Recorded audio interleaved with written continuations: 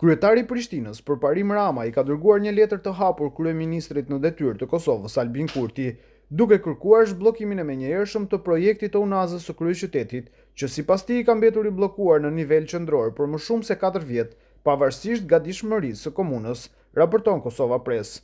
Në letrën e publikuar në Facebook, Rama ka theksuar se Unaza e Prishtinës është projekt me rëndësi kombëtare dhe pjesë e rrjetit të autostradave të Ballkanit Perëndimor, ndërsa paralajmëroi se zvarritjet institucionale mund të çojë në humbjen e fondeve ndërkombëtare. Sipas tij, projekti është miratuar për financim nga Banka Europiane për Rindërtim dhe Zhvillim, në vlerë prej 206 milion eurosh, ku deri në 40% janë fonde grant, respektivisht deri në 82.4 milion euro mjete të pakthyeshme.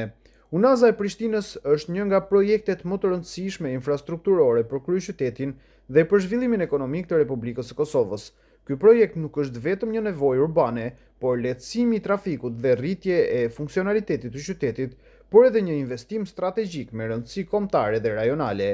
Megjithatë, për më shumë se 4 vjet, realizimi i këtij projekti ka mbetur i bllokuar në nivel qendror pavarësisht gatishmërisë së plotë teknike, ligjore dhe procedurale të komunës së Prishtinës.